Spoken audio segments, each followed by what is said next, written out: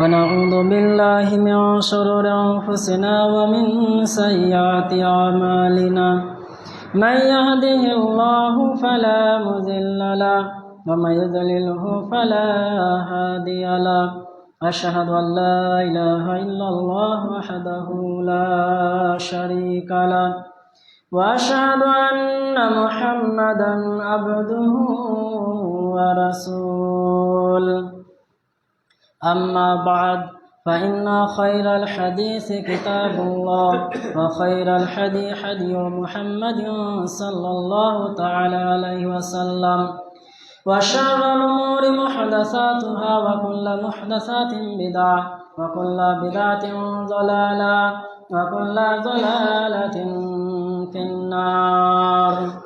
أعوذ بالله من الشيطان الرجيم.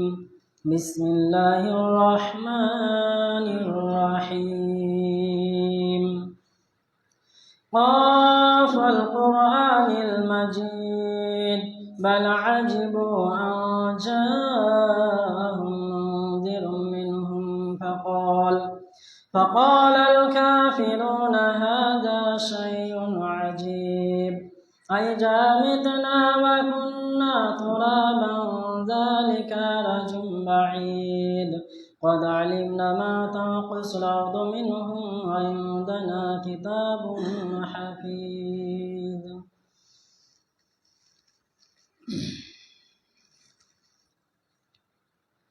الحمد لله رب العالمين والصلاة والسلام على رسوله الكريم.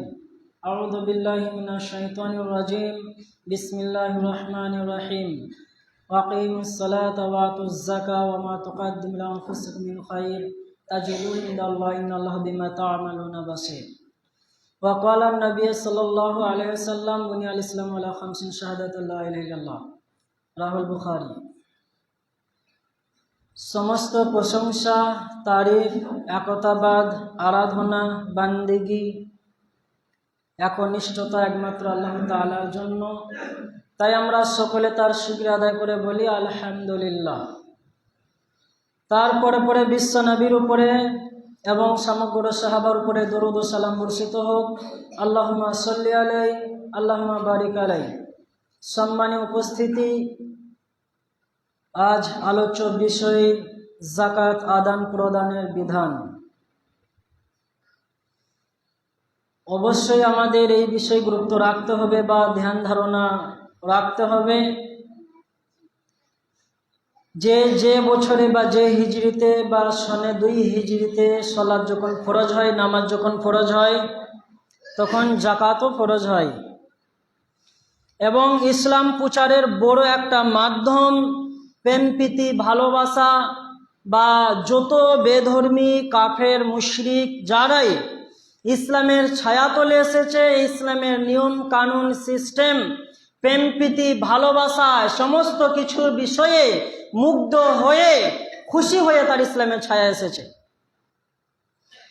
ইতিহাসকে কেউ রুঙ্গাতে পারবে না, যদিও কেউ অপপ্রচার করে তবু ইতিহাসকে চাপা দিতে পারবে না যে ইসলামের ছায়াতলে আজীবন কাল পৃথিবীর শুরু থেকে এখন পর্যন্ত এবং কিয়ামতের আগ পর্যন্ত যতজন ইসলামের ছায়াতলে এসেছে, আসছে, ভবিষ্যতে আসবে, এরা ইসলামের নিয়ম নীতি প্রেম প্রীতি ভালোবাসা সিস্টেমের প্রতি মুগ্ধ হয়ে এসেছে।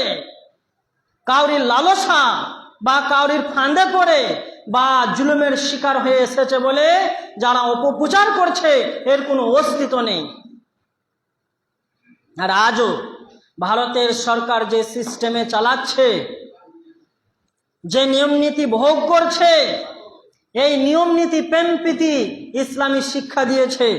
শুধু তাই নয়, পুরো বিশ্বতে যে খাজনার বিষয় বলেন বা ট্যাক্সের বিষয় বলেন, যে সিস্টেমগুলো চলছে বা সরকার চালাচ্ছে, সব কিছু ইসলামের কাছ থেকে নেওয়া, ইসলামের কাছ থেকে পাওয়া। এই নিয়ম নীতির কারণে ইসলামের ছায়াতলে পৃথিবীর শুরু থেকে মানুষ এসেছে, আসছে, ভবিষ্যতে আসবে। তো সেই নিয়ম নীতি থেকে আমরা যদি গাফেল হয়ে যাই, পা পিছিয়ে নিয়ে পেছিয়ে যাই, তাহলে আমরা ক্ষতিগ্রস্ত দুনিয়াতে আখেরাতে সব জায়গাতেই হব।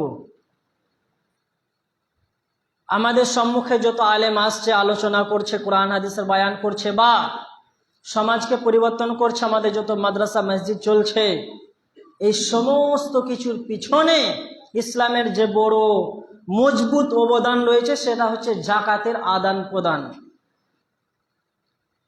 এই সিস্টেম যদি ইসলামে না থাকতো তাহলে মসজিদ মাদ্রাসা আমরা খুঁজে পেতাম না, পাওয়া যেত না, আর ইসলামের ছায়াতলে কোনো কাফের মুশরিক আসতো না। তাই আমাদের ইসলামকে ভবিষ্যৎ পর্যন্ত, কিয়ামতের আগে পর্যন্ত, যাতে আমাদের জন্য ইসলাম আরো বেশি কল্যাণ বয়ে নিয়ে আসে, সেই দিকে খেয়াল রাখার জন্য আমাদেরকে জাকাতের বিষয়ে, আদান প্রদানের বিষয়ে অত্যন্ত থেকে অত্যন্ত বেশি গুরুত্ব দিতে হবে। কারণ ইসলাম যে 5টা স্তম্ভের মধ্যে দাঁড়িয়ে আছে, এই 5টা স্তম্ভ কে যদি মানুষ অস্বীকার করে বা অবহেলা নিন্দা সহকারে যদি ত্যাগ করে দেয় বা সরে যায়, তাহলে সে নিজের ক্ষতি করবে, প্রজন্মের ক্ষতি করবে, ইহকাল পরকালের। এবার হ্যাঁ, 5টা স্তম্ভ সবার জন্য প্রযোজ্য নয়।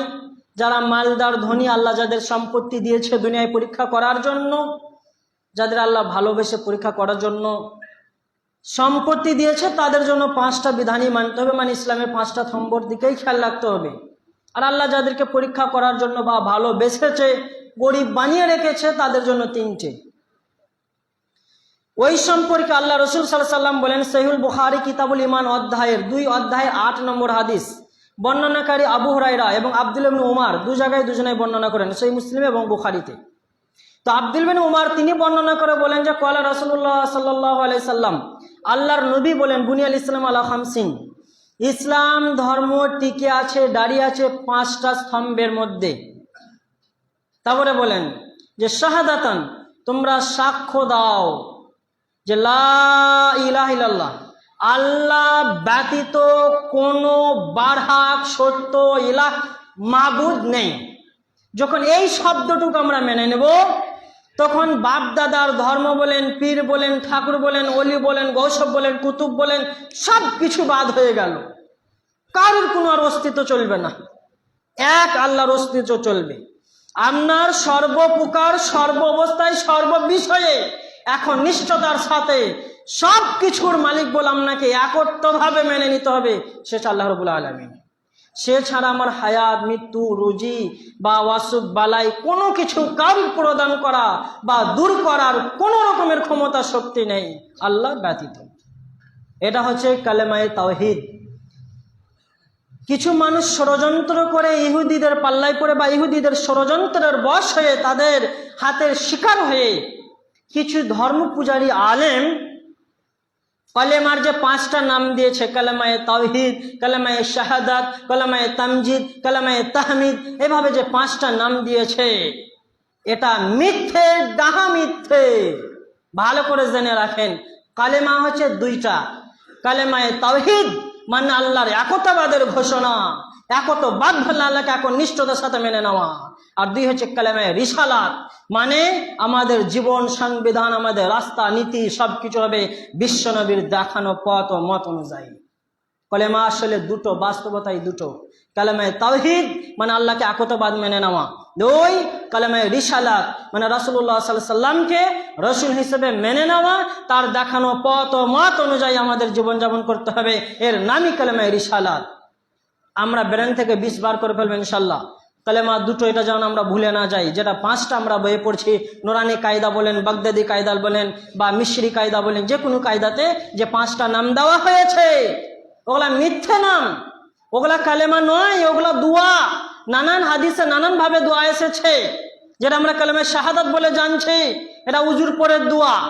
যেটা আমরা কালেমায়ে তামজিদ বলে জানছি, এটা একটা এমন মর্তবা দোয়া, আল্লাহর নবী বলেছেন এই দোয়া যে সকাল সন্ধ্যায় মিনিমাম একবার করে পাঠ করবে, শয়তানের রসআসা থেকে সারাদিন বেঁচে থাকবে। এগুলা দোয়া, খাস করে দোয়া রাসূল শিক্ষা দিয়েছে। আর এই দোয়াগুলাকে নিজের স্বার্থে, ইহুদিদের টাকার লোভে, ইহুদিদের কাছে বিক্রি হয়ে গিয়ে 5টা নাম দিয়ে বসে আছে। আদৌ কিন্তু 5টা কালেমা পৃথিবীর বুকে কোনো অস্তিত্ব পাওয়া যাবে না। আসলে কালেমা দুটো, এটা আমরা যেন সর্বাবস্থায় ঠিকভাবে মনে রাখি।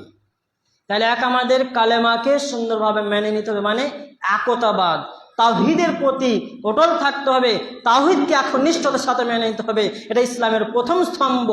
যদি আপনার তাওহীদ গোলমাল থাকে তাহলে সব কিছু গোলমাল, আপনার মূল্য আল্লাহর কাছে আর কিছু নেই। আপনার হায়াত মৃত্যু সমস্ত বিষয়ের উপরে আল্লাহর প্রতি পূর্ণাঙ্গভাবে বিশ্বাস আনয়ন করতে হবে, রাখতে হবে, ভরসা রাখতে হবে, চলতে হবে। 2, ইকামিস সালাহ, নামাজ প্রতিষ্ঠা করতে হবে, নামাজ কায়েম করতে হবে। জোহরে পড়বো, আসরে পড়বো না, জুমাতে আসবো, বাকি আর খুঁজে পাবো না, এর নাম নামাজি নয়, এর নাম মুনাফিক, এর নাম বেঈমান, এর নাম ধোঁকাবাজ, এর নাম গাদ্দার। আপনার সাথে আল্লাহর সম্পর্ক তখনই থাকবে আর কাফের মুশরিকদের সাথে আপনার সম্পর্ক তখনই পার্থক্য হবে যখন আপনি 5 ওয়াক্ত সালাত, 5 ওয়াক্ত নামাজ যেখানেই সময় হবে, যেখানেই থাকবেন, যে অবস্থায় থাকবেন, মাঠে ঘাটে বনে জঙ্গলে রাস্তায় দেশে বিদেশে যেখানেই থাকবেন, কমসে কম ফরজটা আদায় করবেন। তবে আপনি আল্লাহর বান্দা বলে গণ্য হবেন, তবে আপনি মুসলমান বলে গণ্য হবেন, তবে আপনি ইসলামের হক রাখবেন, বিধিবিধান আপনার প্রতি কায়েম হবে। তবে নচেত আপনি ওই কাফের মুশরিকদের অন্তর্ভুক্ত হবেন। 3 নম্বর, তাই যাকাত। আপনাকে সর্ব অবস্থায় আল্লাহ যাকে মাল দিয়েছে, যার নেশাব পৌঁছে গেছে জাকাতের, সেই ব্যক্তিকে যাকাত প্রদান করতেই হবে। যদি কেউ পিছপা হাঁটিয়ে নেয় তাহলে সে পরকাল হারাবে।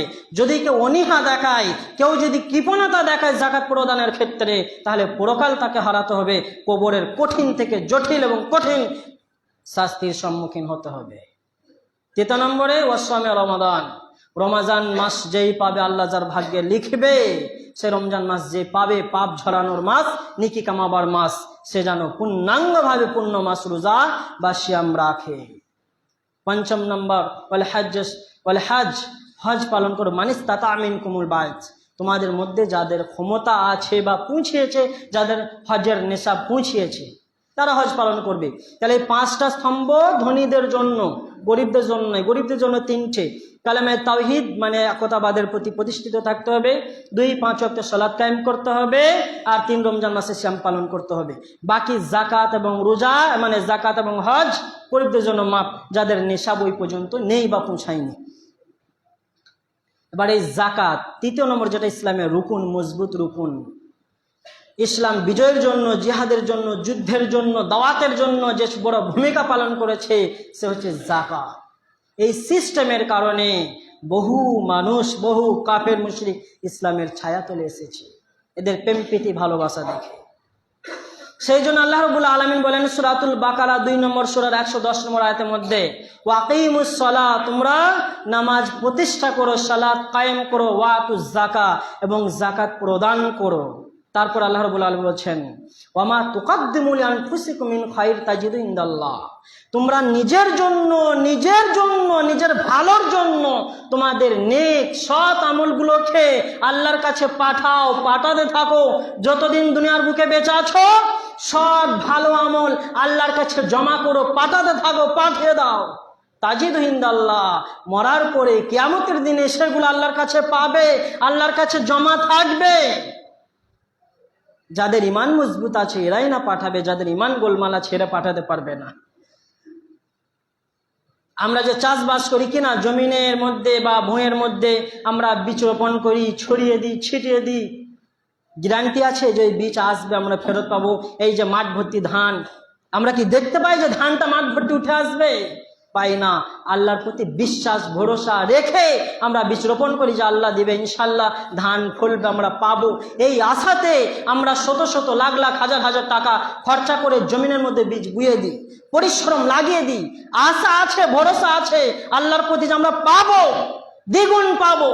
তাহলে ওই ভরসা, ওই আকীদা, ওই বিশ্বাস পূর্ণ রাখতে হবে যে আমি দুনিয়াতে যাকাত বলেন, সাদকা বলেন, সাধারণ দান বলেন, যা কিছু আমি আল্লাহর কাছে পাঠাইবো, নামাজ বলেন, রোজা বলেন, যা কিছু আমি পালন করব, আল্লাহর কাছে জমা হবে, জমা থাকবে, পাবো। এই বিশ্বাস যদি আপনার প্রতি থাকে, তাহলে আপনি নিজেকে জিজ্ঞাসা করেন আপনি মুমিন আছেন, মুসলমান আছেন। আর এই বিশ্বাস যদি আপনার ভিতরে কিন্তু জাগিয়ে দেয়, পাঠাবো, পাবো কিনা ঠিক নেই। এই কিন্তু যদি চলে আসে তাহলে জেনে রাখেন আপনি বেঈমান আছেন, আপনি মুশরিক আছেন, আপনি মুনাফিক আছেন, আপনি ফাসিক আছেন, নচেত আপনি কাফের আছেন, যদি আপনার ভিতরে কিন্তু এসে যায়। তাই কিন্তুকে দূর করে শয়তানের মুখে গুলি মারতে হবে এবং আল্লাহর প্রতি পূর্ণাঙ্গ বিশ্বাস রাখতে হবে আমরা মুসলমান। সেজন্য তারপর অন্যত্র রাসূলুল্লাহ সাল্লাল্লাহু আলাইহি সাল্লাম বলেন আদান প্রদানের বিষয়টা ব্যাপারে, নিসাব বা আমি অন্যদিকে যাচ্ছি না, আদান প্রদানের বিষয়ে যাই। হাদিস রয়েছে সহিহুল বুখারী কিতাবুজ যাকাত অধ্যায় 24 অধ্যায়ের 1395 নম্বর হাদিস। বর্ণনাকারী ইবনে আব্বাস, আল্লাহ রসুলের চাচাতো ভাই আব্বাসের ছেলে আব্দুল্লাহ বর্ণনা করছেন। আল্লাহ রসুলের চাচাতো ভাই, যাকে রাইসুল মুফাসসির বলা হয়েছে, যিনি কোরআনের তাফসীর কারো মহাপণ্ডিত মানুষ একজন, তিনি বলছেন, তিনি বর্ণনা করে বলেন যে রাসূলুল্লাহ সাল্লাল্লাহু আলাইহি ওয়াসাল্লাম বলেন বাসা মুআযান ইলাল ইয়ামান, যেমন ইয়ামান দেশে মুআজ রাদিয়াল্লাহু তাআলা আনহু আল্লাহর রাসূল সাল্লাল্লাহু আলাইহি ওয়াসাল্লাম গভর্নর প্রধানমন্ত্রী হিসেবে প্রেরণ করলেন, সেখানে দায়িত্ব দিয়ে দিলেন। তখন আল্লাহর নবী তাকে দাওয়াত দিলেন, উদউহুম ইলা শাহাদাতি, তুমি প্রথমে সেখানে গিয়ে মানুষদেরকে আহ্বান করবে শাহাদাতের দিকে, কালেমায়ের স্বাক্ষর দিকে, যে লা ইলাহা ইল্লাল্লাহ, আল্লাহ ব্যতীত কোনো বারাক সত্য মাবুদ ইলাহ উপাস্য নেই, মানে বাপ দাদা ধর্ম বাতিল। ওয়ান্নি রাসূলুল্লাহ, আর আমি হচ্ছি আল্লাহর প্রেরিত রাসূল, আমি যা বলি সেগুলো সত্য। তারপরে বলছেন যে ফাইনহুম আতাউলি যালিকা, যদি তারা এটা মেনে নেয় পূর্ণভাবে যে আল্লাহ ছাড়া কোনো মাবুদ নেই, মুহাম্মদ সাল্লাল্লাহু আলাইহি ওয়াসাল্লাম আল্লাহর প্রেরিত রাসূল, এই বিধান, এই নীতি, এই নিয়ম যদি মেনে নেয় পূর্ণতার সাথে, ফাআলিমহুম, তখন তাদেরকে জানিয়ে দিবে যে ইন্নাল্লাহা ক্বাদ ইফতারাজা আলাইহিম খামসা সালাওয়াতি ফি কুল্লি ওয়া মিনা লাইলাতিন, তখন তাদের জানিয়ে দিবে যে দিন এবং রাত মিলে আল্লাহ রাসূল রব্বুল আলামিন 5 ওয়াক্ত 5 টাইম 5 সময়ে নামাজ ফরজ করেছে তোমাদের উপরে, তোমাদের আদায় করতেই হবে যে কোনো মূল্যে। তারপরে বলছেন ফাআলিমহুম জালিক, যদি তারা এটা মেনে নেয়, ফাআলিমহুম, তখন তাদের জানিয়ে দিবে যে ইন্নাল্লাহ তারাজা আলাইহিম সাদাকা ফি আমওয়ালিহিম, যে তাদের উপরে ফরজ করা হয়েছে তাদের সম্পত্তির উপরে, যাদেরকে আল্লাহ ধন সম্পত্তি দিয়েছে, যাদের নেশাব পৌঁছিয়েছে, তাদের সম্পত্তির উপরে যাকাত ফরজ করেছে, বাইর করতেই হবে, যে কোনো মূল্যে বাইর করতে হবে। তারপরে বলছেন যে ফাআলিমহুম লিযালিকা, যদি তারা এটাও মেনে নেয়, যদি তারা এটাকে মেনে নেয়, তখন তাদেরকে বলবেন রাহিমুল্লাহ, আল্লাহ তাদের প্রতি রহম করেছে, আল্লাহ তাদের ভালোবেসেছে, আল্লাহ তাদের টেনে নিয়েছে নিজের কাছে। তারপরে বলছেন যখন এটা মেনে নেবে তখন তাদেরকে বলবো তাসমু রমাদান, রমজান মাসে সিয়াম ফরজ করা হয়েছে তাদের উপরে। তারপরে যখন এটা মেনে নেবে ওয়া তাহজ্জুল হজ, তাদের উপরে হজ ফরজ করা হয়েছে, এটা জানিয়ে দেবে। তাহলে ইসলামের বিধিবিধান বুঝতে পারলাম যে ধাপে ধাপে এসেছে আমাদের নীতি। তাহলে 3 নম্বর স্তম্ভ যাকাত আদান প্রদানের বিষয়ে যদি আমরা গুরুত্ব খেয়াল না রাখি তাহলে আমরা হবো বড় অপরাধী। এবার আসি সহিহ বুখারী ওই যাকাত অধ্যায়ের 1400 নম্বর হাদিস। আল্লাহর নবী যখন মারা গেলেন, দুনিয়া থেকে বিদায় হয়ে গেলেন 11 হিজরিতে, তারপরে খলিফা নির্বাচন হলেন আবু বকর রাদিয়াল্লাহু তাআলা আনহু। যখন আবু বকর খলিফা হলেন তখন মুনাফিকদের পাল্লায় পড়ে কিছু মুসলমান মক্কাতে তারা যাকাত দেওয়াতে বা প্রদান করাতে খানিক তিতিবোধ করলেন, পিছিয়ে গেলেন, অলসা অনীহা দেখালেন। তখন আবু বকর রাদিয়াল্লাহু তাআলা আনহু তার সাহাবাদেরকে দিয়ে এলান ঘোষণা করে দিলেন, হে আমার সাহাবারা, তোমরা যুদ্ধের জন্য তৈরি হয়ে যাও। যারা রাসূলুল্লাহ সাল্লাল্লাহু আলাইহি ওয়াসাল্লাম জীবিত অবস্থায় একটা উট যাকাত দিয়েছে আর উটের গলায় যে রশি ছিল সেই রশিটাও দিয়েছে, আমার জামানাতে যদি সেই রশিটা দেওয়াতে সে বিরত থাকে আর রশিটা দিতে যদি অস্বীকার করে উটের সাথে, তাহলে তার গর্দান আর দেহের মধ্যে থাকবে না, গর্দান কেটে নামিয়ে দেব। কারণ সে আল্লাহর সাথে বেঈমানি করছে, রাসূলের সাথে বেঈমানি করছে, একটা সুই পর্যন্ত কম নেওয়া হবে না। তারপরে বলছেন জানিয়ে দাও যে তো খাজমিন আগনিয়াহিম, ধনীদের কাছ থেকে যাকাত নেওয়া হবে, ওয়া তুরাদ্দু আলা ফুকারাইহিম, আর গরিবদের মাঝে বিতরণ করা হবে, দরিদ্রদের মাঝে বিতরণ করা হবে। এই সিস্টেম রাসূলুল্লাহ সাল্লাল্লাহু আলাইহি ওয়াসাল্লাম চালু করে গিয়েছেন 4 খলিফা সহ যতদিন ইসলামের বিধিবিধান পূর্ণভাবে খলিফা চলেছে, আজও চলছে, কিয়ামত পর্যন্ত চলবে ইনশাআল্লাহ। কিন্তু তখন পূর্ণাঙ্গভাবে যারা সামান্য অস্বীকার করেছে তাদের খবর হয়ে গিয়েছে। কিন্তু আজ আমরা কাফের দেশে বাস করছি, সেই জন্য আমরা ফাঁকি মেরে দুনিয়ায় ফাঁকি দিচ্ছি কিন্তু পরকাল হারাচ্ছি। এবার আসি যে জাকাত আমরা আদান প্রদান করছি, এটা যদি গোলমাল হয়ে যায় তাহলে আপনাকে শাঁখ খেতে হবে। আপনি জিতা সিতা জাকাত দিতে পারবেন না। যেখানে দিবেন 8টা হক বলে দিয়েছে, 8টা স্থান বলে দিয়েছে, সেই দিকে যাওয়ার আগে কাকে দিবেন না এই বিষয়টাকে আলোচনা করি। কাকে দেওয়া যাবে না ভালো করে বুঝে যান। নামাজ পড়তে গেলে কিছু শর্ত আছে। কিবলামুখী হতে হবে, মানে কাবার মুখে হতে হবে। 2, দেহ পবিত্র থাকতে হবে। 3, পোশাক পবিত্র থাকতে হবে, নাপাক লেগে থাকলে হবে না। 4, যে জমিনে পড়বেন জমিন পবিত্র থাকতে হবে। এই শর্ত আছে। অনুরূপ আপনি জাকাত জিতা সিতা দিতে পারবেন না। এই জাকাত কোনো কাফেরকে দিতে পারবেন না, মুশরিককে দিতে পারবেন না। এই জাকাত আপনি বিদাতিদের দিতে পারবেন না, বিদাতি মাদ্রাসায় দিতে পারবেন না। হাদিস শোনেন, যদি দেন পরকাল হারাবেন। সহিহুল বুখারী মদিনার ফজিলত অধ্যায়, হাদিসটি হচ্ছে আপনার 3172 এবং 1870 নম্বর হাদিস। চতুর্থ খলিফা আলী রাদিয়াল্লাহু তাআলা তিনি বর্ণনা করেন, আল্লাহর নবী বলেছেন, মান আহাদাসা হাদাসান আও মুহাদিসান ফালাইহি লানাতুল্লাহি ওয়াল মালাইকাতুন নাস আজমাইন লা ইকবালু সারফুন আলা আদলুন। যারা বিদআত করে আর যারা বিদআতীদেরকে সাহায্য সহযোগিতা করে, এদের প্রতি আল্লাহর অভিশাপ, ফেরেশতা মণ্ডলীর অভিশাপ রয়েছে এবং মানব মণ্ডলীর অভিশাপ রয়েছে। এদের নফল ফরজ কোনো ইবাদত কিয়ামতের দিনে গ্রহণ আল্লাহ করবেন না। সব বাতিল, সব বাতিল, সব বাতিল। আপনার গ্রামে যদি কোনো বিদাতি মাদ্রাসা থেকে আসে, বিদাতি ভালো করে বুঝে যাবেন, যে মাদ্রাসাগুলাই আলেম হওয়ার পরে মানুষ মারা গেলে কোরআন খতম করে বেড়ায়, যে মাদ্রাসা থেকে আলেম পাস করার পরে মাজার পূজা, কবর পূজা করে বেড়ায়, তাবিজ বিক্রি করে বেড়ায়, এই মাদ্রাসায় যদি আপনি 1 টাকা দান করেন, 1 টাকা, তাহলে আপনি জান্নাত হারালেন, জাহান্নাম কিনে নিলেন। আপনার একটা আমল গ্রহণ হবে না, কারণ এটা রাসূলুল্লাহ সাল্লাল্লাহু আলাইহি সাল্লাম কঠোরভাবে নিষেধ করেছে। কিন্তু হ্যাঁ, পেটের দায়ে যদি আসে, পেটের দায়ে, আর সে মুসলমান, সে বিদাতি হোক, মুশরিক হোক, যে হবে হোক, কিন্তু মুসলমান পেটের দায়ে এসেছে, নিজের পেটের দায়ে, সংসারের দায়ে, সে জাকাতের হকদারের মধ্যে তাকে দেন। কিন্তু যখন ধর্মের বিষয় আসবে, দিন শিক্ষার বিষয় আসবে, আপনার জাকাতের টাকাতে সে পড়াশোনা করে, আলেম কমপ্লিট করে, গ্রামে গ্রামে আপনার কোরআন খতম করে বেড়াবে, মাজার পূজা করে বেড়াবে, তাবিজ বেচে বেড়াবে, ওই পাপ আপনার ঘাড়ে চাপবে। আমি বলি না, আমার বাপ বলেনি, রাসূলুল্লাহ সাল্লাল্লাহু আলাইহি সাল্লাম বলছেন। বলেন সহিহুল মুসলিম হাদিস নম্বর 6693, বর্ণনা করে আনাস বিন মালিক, তিনি বলেন রাসূলুল্লাহ সাল্লাল্লাহু আলাইহি সাল্লাম বলেছেন, যে ব্যক্তি দিন ইসলামের মধ্যে একটা সুন্নতকে চালু করলো, একটা ভালো কাজকে চালু করলো, আর সেই ভালো কাজ যতজন মানুষ অনুসরণ করে চালু করবে, যতজন মানুষ পালন করবে, সকলের ওই আমল করার কারণে একটা করে নেকি ওই ব্যক্তির খাতায় জমা হবে, যে ব্যক্তি সর্বপ্রথম চালু করেছে।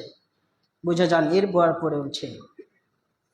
আর যে ব্যক্তি ইসলাম বিরোধী কোনো পাপের কাজ, অন্যায় কাজ চালু করলো, আর তার দেখা দেখিতে অন্য মানুষ ওই কাজ করলো, ওই অন্যায়, ওই পাপ করলো, তাহলে ওই সমস্ত ব্যক্তির পাপগুলো ওই ব্যক্তির ঘাড়ে জমা হবে, যে ব্যক্তি সর্বপ্রথম এই অন্যায়, এই পাপ, এই জঘন্য নীতি চালু করেছে। এবার আপনি দেখেন, পরকাল হারাবেন দান করে, নাকি দুনিয়া কিনবেন দান করে, বা পরকাল কিনবেন? নীতি আপনার কাছে। আপনার ব্রেন বুদ্ধি বিবেক রয়েছে, বিবেচনা করে দান করেন। কোনো বিদাতিকে দান দেওয়া চলবে না, কোনো বিদাতি মাদ্রাসায় দান করা চলবে না। ওই মাদ্রাসায় দান করেন যে মাদ্রাসাগুলোয় কোরআন হাদিসের ন্যায় নীতি শিক্ষা দেওয়া হয়, যে মাদ্রাসাগুলো শিরকের সাথে আপোষ করে না, বিদাতের সাথে আপোষ করে না, মুশরিকের সাথে বন্ধুত্ব করে না, কোনো বিদাতির জায়গাতে যায় না, ন্যায় নিষ্ঠতা তাওহীদের শিক্ষা হয়, কোরআন হাদিসের শিক্ষা হয়, সেই মাদ্রাসাগুলোয় জান খুলে দান ঢেলে দেন, কিয়ামতের দিনে ইনশাআল্লাহ নাজাত পাবেন। যেটা এটা ধর্মের বিষয় রয়েছে, শরীয়তের বিষয়, তা আপনি মানতে বাধ্য, না মানলেন তো পরকাল হারাবেন। আল্লাহ রাব্বুল আলামিন বলেন সূরাতুল মায়েদা 5 নম্বর সূরা 2 নম্বর আয়াত, ওয়া তাওয়ানু আলাল বিররি ওয়াত তাকওয়া ওয়া তাওয়ানু আলাল ইসমি ওয়াল উদওয়ান ওয়াত্তাকুল্লাহ ইন্নাল্লাহা শাদীদুল ইকাব। তোমরা ন্যায় নীতি সৎ কাজে একে অপরকে সহযোগিতা করো, অন্যায় পাপের কাজে একে অপরকে সহযোগিতা করবে না, করবে না। তার মানে কোনো অবস্থায় করা যাবে না। তারপরে বলছেন ওয়াত্তাকুল্লাহ, আল্লাহকে ভয় করো, ইন্নাল্লাহ শাদীদুল ইকাব, নিশ্চয়ই আল্লাহ শাস্তি দান অত্যন্ত কঠোর। এবার আসি, যখন জেনে যাবে এটা অন্যায়, তারপরে যদি চুপ থাকি, বাধা না দিই, তাহলে আমরাও হব সেম অপরাধী। আজ আমাদের গ্রামগঞ্জে ইসলামকে ছোট করার জন্য এক শ্রেণী বেঈমান, এক শ্রেণী ছোট লোক বাইর হয়েছে। সে আলেমও হতে পারে, জালেমও হতে পারে। মারুতি নিয়ে ঘুরে বেড়াচ্ছে না গ্রামে গ্রামে, মারুতি টোটো নিয়ে ইসলামকে বেধর্মীদের কাছে একবারে ছোট করতে করতে পায়ের তলায় নিয়ে চলে গেছে। আমি অনেক বেধর্মীদের কাছে যাই এইসব বিষয় পৌঁছানোর জন্য, আলোচনা করার জন্য। তো একবার আমাকে আপনার লাগুসা, এখানে দেখবেন বাজার যাওয়াতে, যেটা আপনাদের লাগুসা ঢোকার আগে একটা বাজার রয়েছে, ওখানে 4-5টা বড় বেশ মানে কোটিপতিওয়ালা হিন্দু আছে। তোরা আমাকে জিজ্ঞেস করছে, আচ্ছা তোমাদের ইসলামটা কি শিক্ষা দিয়েছে যে টোটোতে মারুতিতে মাইক বেঁধে আদায় করে করে বেড়াবে? খবরদার, আমি তো বললাম খবরদার ইসলামের দিকে আঙুল তুলবেন না। এটা কিছু বেঈমান গাদ্দার, তারা মানে পশুর থেকে নিকৃষ্ট মানুষ, নিজের পেট চালানোর জন্য ধর্মকে ব্যবহার করেছে, তারা মাদ্রাসার নাম করে, মসজিদের নাম করে এই টোটো নিয়ে চলে আসছে, দুনিয়ার টাকা আদায় করে নিয়ে চলে যাচ্ছে, কোনো হিসাব বাকি নেই, চেকমেক নেই, সব প্যাটের মধ্যে ভরে দিচ্ছে, মাসায় পৌঁছায় না। বহু প্রমাণ রয়েছে আমার কাছে, বেশি নয়। আপনাদের এই যে কুনুরি না কি বলছে, এইখানে একজন আসে অন্ধ ব্যক্তি, ওর 2তলা 3তলা বাড়ি, বাড়িতে ট্রাক্টর রয়েছে, ও কত বড় হারামখোর, মাঠ পালসে প্রায় যায়। ওকে একদিন আমি ধরেছিলাম, বাইরে করে দিলাম। আর একজন মুর্শিদাবাদ থেকে আসে, নিজের ছেলেকে টোটো কিনে দিয়েছে, ছেলে টোটো চালিয়ে আসে, পিছনে বসে আছে, লাগোসাই ধরেছিলাম। প্রথম দিন বারণ করলাম, বলছে আল্লাহর কসম আমি আর আসবো না, সেই একবার অসরের সময় আসবো, জামাতে বলবো। ওর ব্যাপারে আমি খোঁজ নিলাম, কারণ আমার নানান জায়গায় মানুষ পরিচিত আছে। খোঁজ নিতে নিতে পেলাম যে ওর 2তলা বাড়ি, জমি জায়গা ভালোই আছে, ওর কাজই হচ্ছে চেয়ে বেড়ানো। কাজই কি? চেয়ে বেড়ানো। এবার 1 সপ্তাহ পর অন্য পাড়ায় চলে এসেছে, ওকে ধরে টোটো টেনে নিজে মসজিদে বাঁধি, অন্যায় স্বীকার করে। আবার আল্লাহর লোলা হোক, মাদ্রাসা হোক, মসজিদ হোক, মারুতি নিয়ে যদি মাইক বেঁধে ঢুকে, তাহলে ওকে আটক করবেন, গ্রামের 30 মানে যেন দেখতে না পায়। সে আসবে, জামাতে বলবে, মানুষ তাকে দিবে, চেক নিবে দিবে, প্যাটের দায় আসবে, জামাতে বলবে। বহু প্রমাণ রয়েছে। বোলপুর স্টেশন থেকে, বোলপুর বাস স্ট্যান্ড থেকে, সাঁইথা স্টেশন থেকে কিছু মানুষকে টোটোওয়ালা হারামখোরগুলা চাপিয়ে নিয়ে চলে আসছে। সারাদিন চুপ করে বসে থাকবি, তোকে সারাদিনের খাবার দেবো, আর দিন শেষে 500 টাকা বা 400 টাকা দেবো, বাকি সারাদিন যা হচ্ছে টোটোবেলা হারামখোর খেয়েছে। এগুলা জানার পরেও যদি গ্রামে টোটো ঢুকতে দেন, তাহলে আপনি হবেন বেঈমান মানুষ, আপনি হবেন পথভ্রষ্ট মানুষ। কারণ আল্লাহ রাব্বুল আলামিন বলেন, কোরআন খোলেন, কোরআনের হুকুম কি দেখেন, সূরা আল ইমরান আয়াত নম্বর 104 এবং 110। 104 মধ্যে আল্লাহ রাব্বুল আলামিন বলছেন, ওয়া কুনতুম খায়রা উম্মাতিন উখরিজাতিন নাস তা'মুরুনা বিল মারুফ ওয়া তানহাউনা আনিল মুনকার ওয়া তু'মিনু বিল্লাহ। উম্মতের মধ্যে তারাই হচ্ছে সর্বোত্তম ব্যক্তি, যারা ন্যায় নীতি সৎ কাজের দিকে মানুষকে আহ্বান করে, অসৎ পাপের কাজ হতে বিরত প্রদান করে, আর আল্লাহর প্রতি ঈমানকে মজবুতের সাথে ধারণ করে। আর 110 আয়াতে কি আল্লাহ রাব্বুল আলামিন বলছেন যে ওয়াল তাকুম মিনকুম উম্মাতুন ইয়াদউনা ইলাল খায়রি ওয়া ইয়া'মুরুনা বিল মারুফ ওয়া ইয়ানহাউনা আনিল মুনকার উলাইকা হুমুল মুফলিহুন।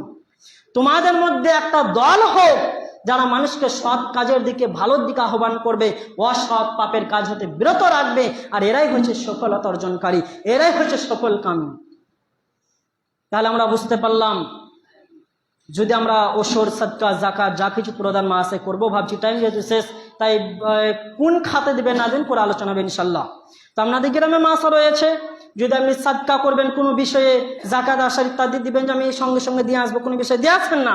আপনাদের গ্রামে মাদ্রাসা রয়েছে, ক্ষমা চেয়ে নিচ্ছে আর 2 মিনিট কেড়ে নিচ্ছি, কারণ আজ আমাদের সিস্টেমটা কোথায় নামিয়েছে। আচ্ছা, আমাদের সমাজে মাথার তাজ কারা? আলেমরা যদি না থাকে তো সমাজ ধ্বংস হয়ে যাবে। কারণ সকাল থেকে সন্ধ্যা পর্যন্ত, জন্ম থেকে মৃত্যু পর্যন্ত আলেম ছাড়া সমাজ 1 পা চলতে পারবে না। সেই মাথার তাজগুলোকে আমরা ভিখারির ঝুলা ধরিয়ে দাঁড়ে দাঁড়ে ঘোরাচ্ছি। আচ্ছা, আল্লাহর সামনে দাঁড়াতে পারবো তো? ইসলামের হুকুম কি? যাকাত বাইর করে তোমরা বাঁচার জন্য যে 8 জায়গায় খাত রয়েছে নিজে বইন দিয়ে আসবে, আর আমরা আলেমদেরকে টেনে দাঁড় করালাম। আল্লাহর সামনে দাঁড়াতে পারবো তো? এই সিস্টেম চেঞ্জ করতে হবে। আলেমরা মাদ্রাসার স্বার্থে বাধ্য হয়ে যেতে হয়, কিন্তু কেন যাবে? সমাজ কেন এই সিস্টেম বানালো? এক শ্রেণী বেঈমান গাদ্দার নিজের স্বার্থের জন্য তারা একটা প্রতারণা করলো যে জাকাতের নামে ওসরের নামে শত শত টাকা আদায় করে পকেটে ভরে নিল, আর ওই ফান্ডে আলেমদেরকে আমরা ফেলে দিলাম, আলেমদেরকে হাতে ঝোলা ধরিয়ে গ্রামে গঞ্জে মাদ্রাসা বন্ধ করে পাঠিয়ে দিলাম। এই সিস্টেম বন্ধ করতে হবে। প্রত্যেকটা গ্রাম যেগুলো আল হাদিস মাদ্রাসা রয়েছে, প্রত্যেকটা গ্রাম যদি পূর্ণ সাথে হিসাব বাকি করে জাকাত পূর্ণভাবে বার করে, সাধারণ সাদকা দান ওসর ফেতরা পূর্ণভাবে বার করে যদি মাদ্রাসায় ঢেলে দেয়, কোনো আলেমকে ধরতে হবে না। এই সিস্টেম বন্ধ করতে হবে।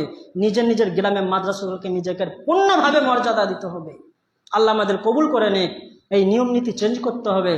আমরা সর্ব অবস্থায় নিজেদের মাদ্রাসার প্রতি খেয়াল রাখবো। বাকি কোন 8 শ্রেণী পাবে সেটা পরে আলোচনা হবে।